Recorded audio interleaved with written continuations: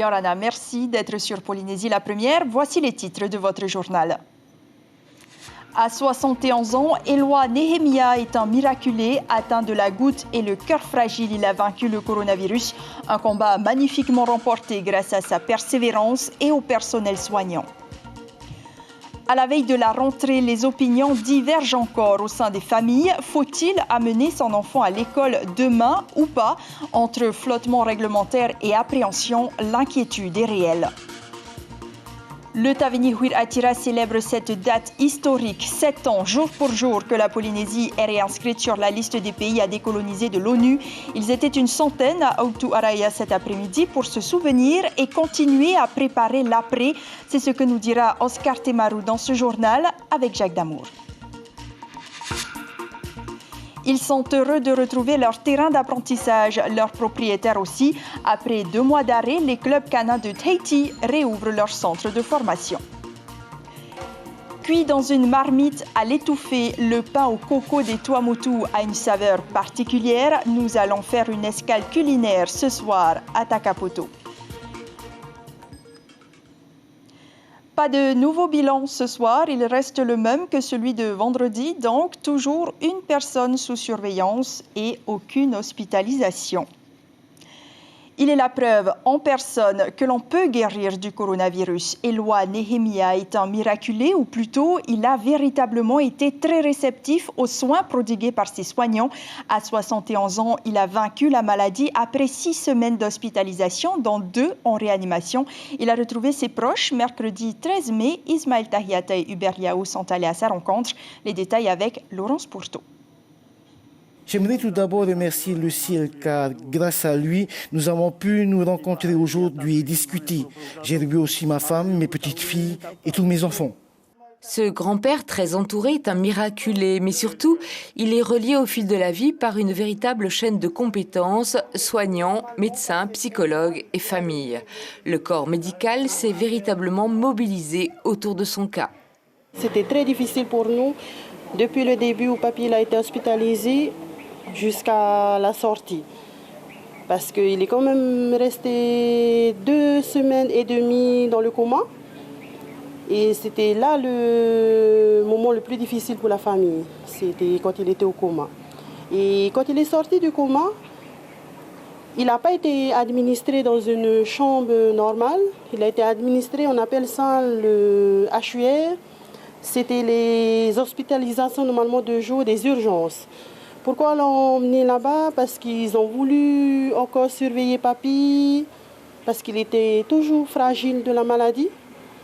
Et c'est pour ça qu'il n'a pas été administré dans une chambre normale comme tout le monde.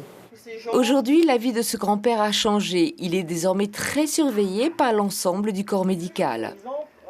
C'est les infirmières que je remercie encore jusqu'à aujourd'hui, les infirmières du REA, le personnel du REA, le personnel des urgences.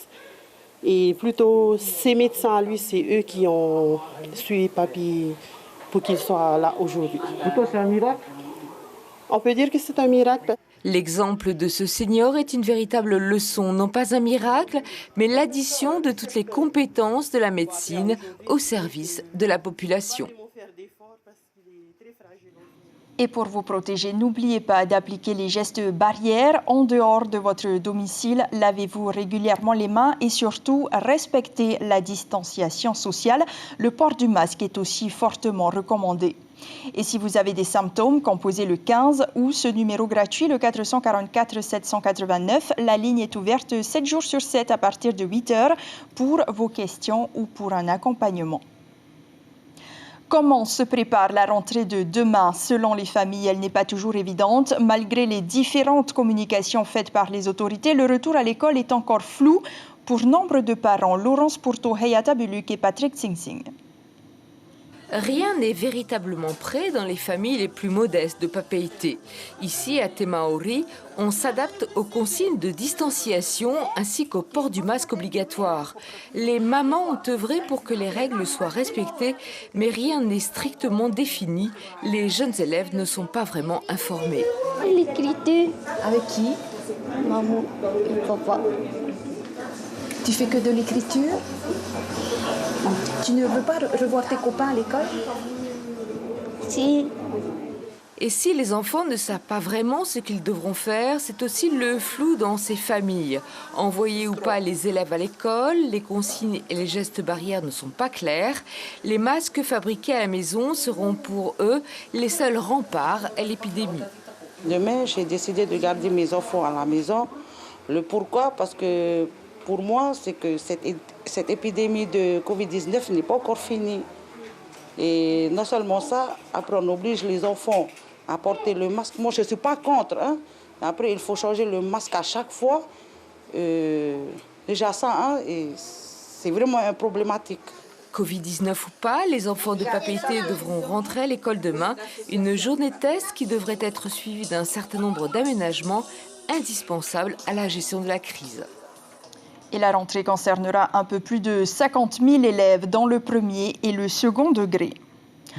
Un mot d'histoire, le 17 mai 2013, la Polynésie est réinscrite sur la liste des pays à décoloniser de l'ONU. Une véritable victoire pour le Tavini Huiraatira, un droit inaliénable réaffirmé par les Nations Unies en décembre dernier, après qu'Edouard Fritsch ait demandé son retrait. Rappel historique avec Thierry Stamfler et Mirko Vonfou.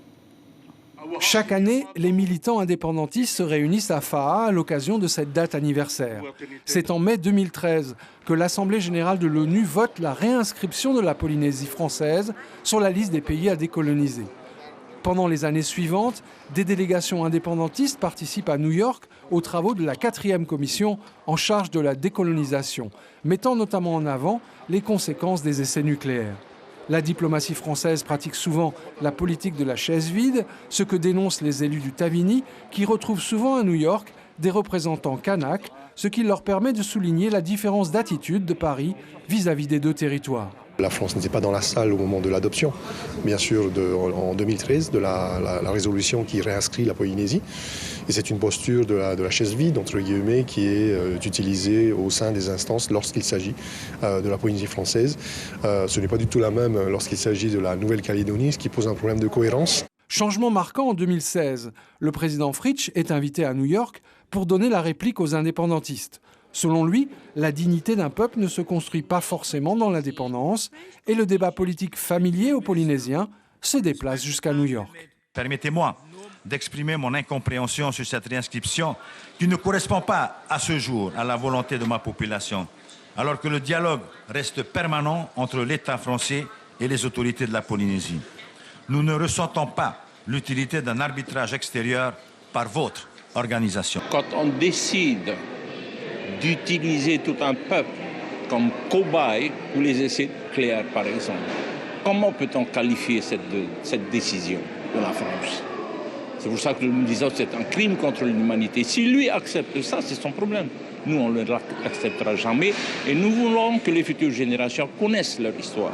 Quelques années plus tard, fort d'une victoire électorale nette, Edouard Fritsch demande le retrait de la Polynésie de cette liste. Le refus de l'ONU tombe en décembre 2019 et il est cinglant, je cite, « Le territoire ne remplit pas l'ensemble des critères d'autonomie. » 7 années ont passé. Pour quel résultat concret? Les militants bleus et blancs refusent d'abdiquer. Il n'y a peut-être pas de grands progrès, mais de toute manière, tôt ou tard, la Polynésie sera indépendante, que la France le veuille ou pas. C'est sûr que ça sert puisqu'on est reconnu internationalement. C'est quand même une centaine de pays qui siègent à l'ONU. Donc ils nous reconnaissent, donc nous, peuple maori, on existe. Voilà, nous sommes les peuples d'ici, quoi. On n'est pas que des Français. Depuis 2013, la France ne respecte pas ses engagements, donc à partir de là, on peut dire que ça n'a pas également progressé. Mais par contre, dans la mentalité des gens, dans l'état d'esprit des gens, le 17 mai 2013 est une date mémorable aujourd'hui parce que c'est ancré dans leur tête que c'est une date qui a permis à la Polynésie d'être réinscrite sur une liste connue du monde entier.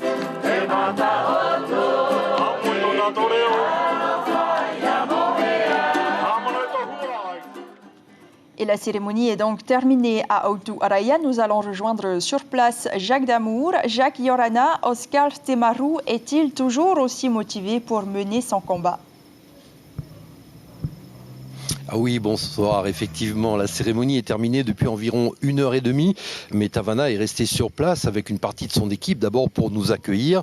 Oscar Temaru, bonsoir. Merci de nous accueillir ici. Alors dites-moi, cela fait 7 ans que la Polynésie a été réinscrite à l'ONU sur la liste des pays à décoloniser.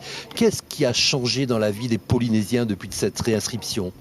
Alors, je pense qu'il faut quand même rappeler que c'est un combat qui a duré près de 35 années. Ça n'a pas été facile jusqu'au dernier moment. La France, avec le soutien des États-Unis, la Grande-Bretagne, jusqu'au dernier moment, a tout fait pour empêcher la réinscription de notre pays sur la liste des pays à décoloniser.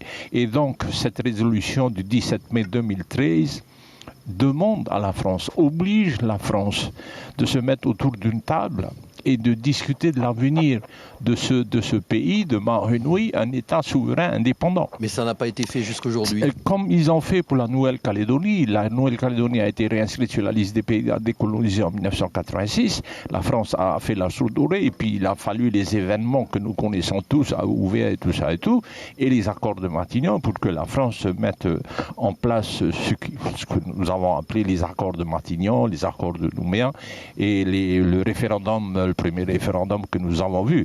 Donc ça peut se faire en toute intelligence, mais nous n'allons pas lâcher le morceau parce que ce n'est pas un petit morceau.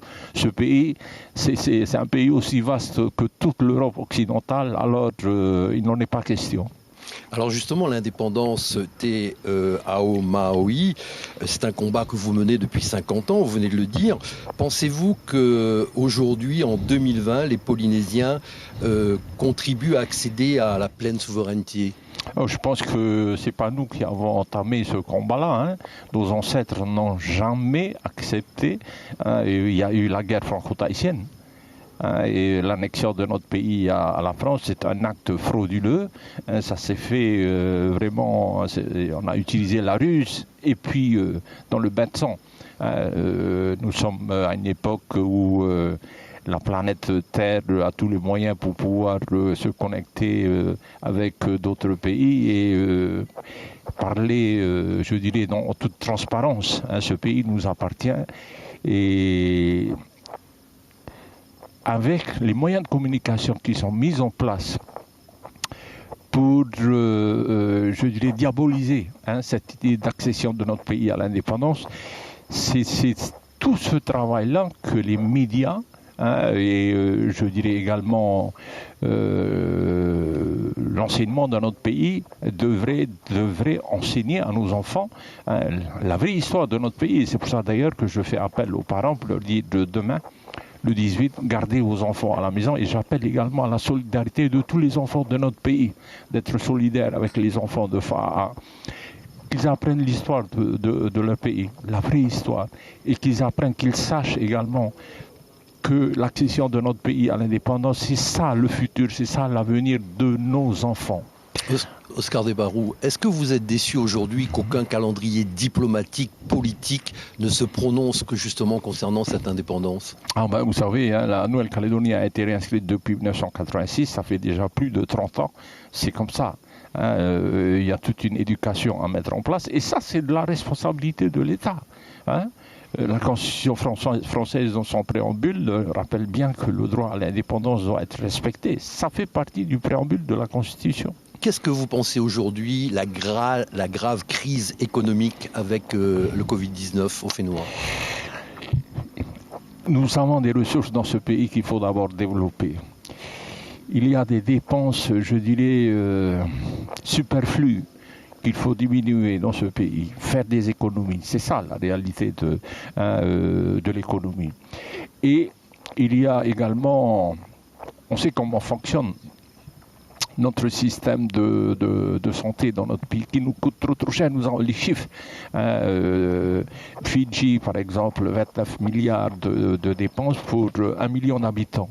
Je prends Cuba, par exemple, 28 milliards de dépenses pour 11 millions d'habitants. Ici, la Polynésie, pour 300 000 habitants, 66 milliards de dépenses. Il y a quelque chose qui va pas, là. Oscar Temaru, dernière question. Cette semaine, le sénateur Niao Loré a déclaré que le président Fritsch est le plus mauvais président qu'a connu la Polynésie française. Qu'est-ce que vous en pensez? C'est une déclaration trop facile parce que quand on connaît vraiment le statut de ce pays, le droit de souveraineté appartient à l'État. Peu importe qui sera président de ce pays, c'est l'État qui a le droit de souveraineté. Et tant que ce droit de souveraineté appartiendra à l'État, on ne pourra rien faire. Et c'est pour ça que nous disons qu'il faut d'abord que ce droit de souveraineté nous revienne. On l'a bien compris, Tavana, on l'a bien compris. Je vous remercie. Voilà, Yata, je vous rends l'antenne pour la suite de votre journal. Jacques Damour, pas de réel changement donc pour la Polynésie en 7 ans, avec l'absence de la France à la table des négociations. Et vous l'avez entendu, Oscar Temaru continuera son combat coûte que coûte. Dans un courrier adressé au maire des Marquises, Manate Vaivich, le PDG d'Air Tahiti, informe que les vols entre Uapo et Uahuka en Twin Otter ne reprendront pas, les lignes étant déjà déficitaires de 450 millions de francs pacifiques par an et en raison des difficultés financières rencontrées actuellement par la compagnie. Elle n'est tout simplement pas en mesure de supporter seule les frais engendrés. La communauté de communes des îles Marquises en appelle au président du pays et au haut-commissaire. Les perliculteurs de Rikitea sont inquiets pour leur avenir. Certains songent déjà à fermer boutique définitivement par manque de trésorerie. C'est en tous les cas ce qui a été évoqué lors d'une réunion avec le comité de gestion de la perliculture de l'île. Au mois de mars, de nombreuses fermes perlières avaient drastiquement réduit leur activité. D'autres ont procédé à des licenciements. Mangareva, qui fournit à elle seule le tiers de la production du pays, pourrait mettre tous les habitants au chômage. On écoute le président du comité de gestion, Thomas Essen, au micro de Heifara Schwarz. C'est la trésorerie, car comme on n'arrive pas à vendre nos perles, on manque de trésorerie pour continuer l'activité. Est-ce que certains sont en grande difficulté aujourd'hui? Oui, ils ne peuvent plus payer les employés. Et comme ils n'arrivent pas à vendre leurs perles, donc ils ne pourront plus continuer l'activité. Ce sera la fermeture.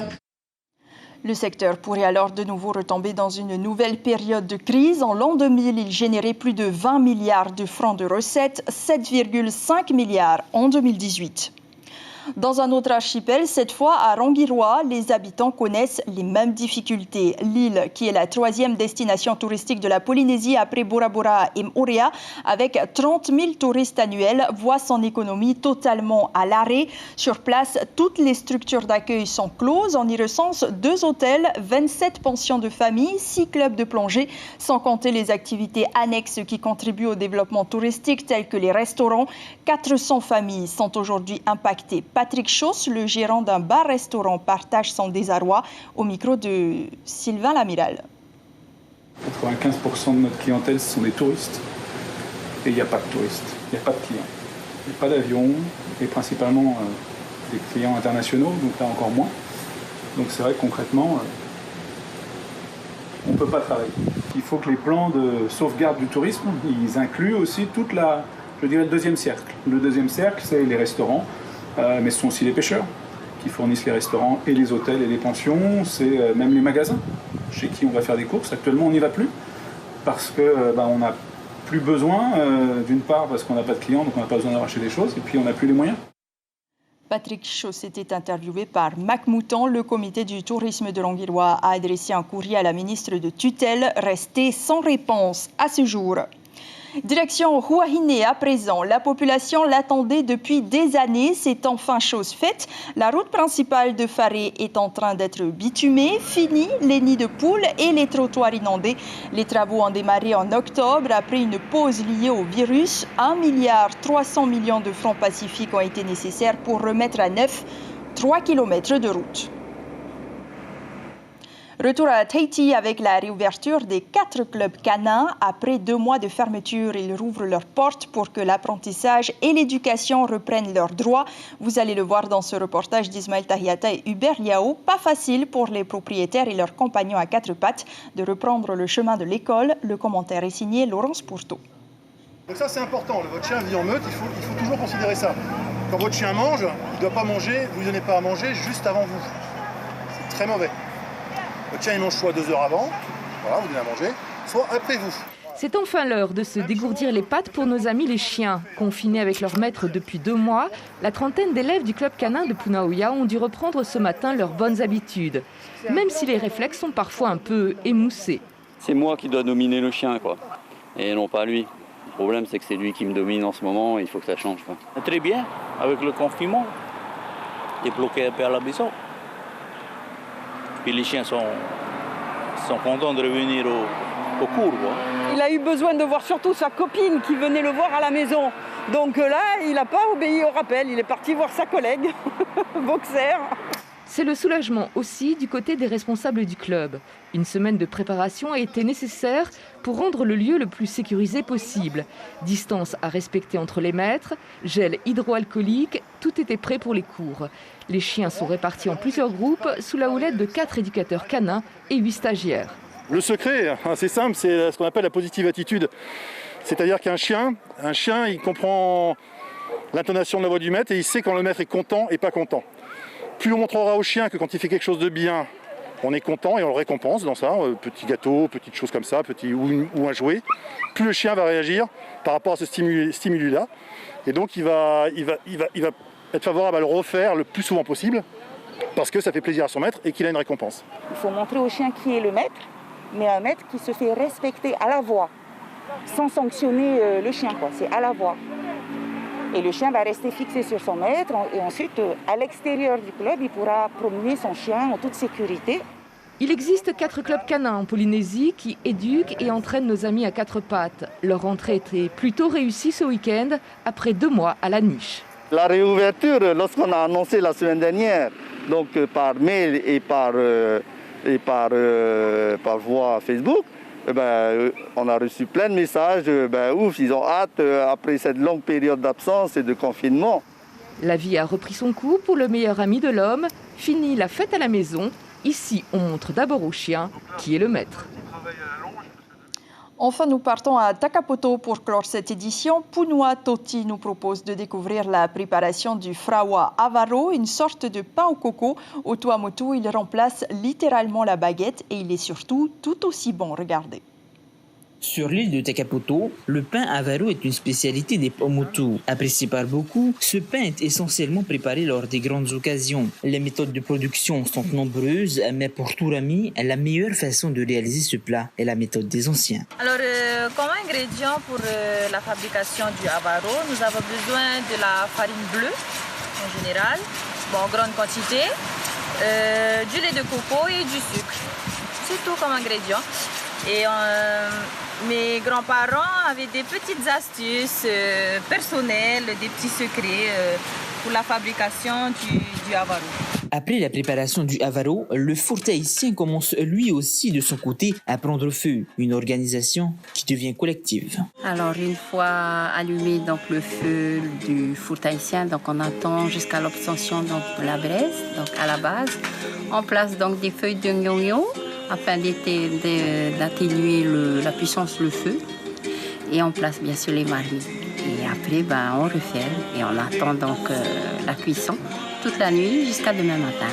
Pas très loin, dans les magasins du village, il y a ces pains au lait de coco qui sont cuits puis vendus quotidiennement en début et fin de journée, une consommation toujours appréciée des habitants. Ceci est notre pain que nous consommons tous les jours ici à Takapoto. Alors ce pain-là, c'est comme on dit chez nous, pain coco. Ces pains sont si bons. La preuve, excellent, rien à dire. Tous les soirs, on en ramasse un peu, au moins 3, 4. Et c'est vraiment excellent comme pain coco. Alors tous les soirs, c'est toujours comme ça, on vient ramasser les pains coco. C'est vraiment excellent. Après 8 heures de cuisson, les marmites sont enfin prêtes à être sorties. Il ne reste désormais plus qu'à le découper et le partager pour le petit déjeuner à la Paumotu. Un déjeuner qui promet d'être plus que parfait. Et cela émoustille les papilles. C'est ainsi que s'achève ce journal dont l'information principale concerne le rétablissement d'Éloi Nehemia, 71 ans, atteint de la goutte et le cœur fragile. Il a vaincu le coronavirus après 6 semaines à l'hôpital. Preuve que l'on peut guérir de la maladie en étant très réceptif aux soins prodigués par les médecins. À la une de la presse demain, la Dépêche s'intéresse à la réouverture des écoles de danse, de chant et de musique avec ce titre « Jouer, chanter, danser maintenant ». Merci de nous rester fidèles chaque soir. À suivre sur Polynésie la première, un film dramatique iranien, une séparation. Prochaines infos demain matin dès 5h30 en radio avec Ibrahim Ahmedazi et Carlos Natoua. Demain soir, vous retrouverez Chiquita Darouzès. Portez-vous bien, gardez le sourire et surtout, belle semaine.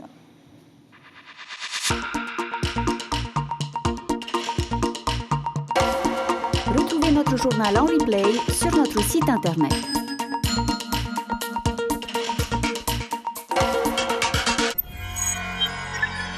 Retrouvez ce programme en replay sur notre site internet.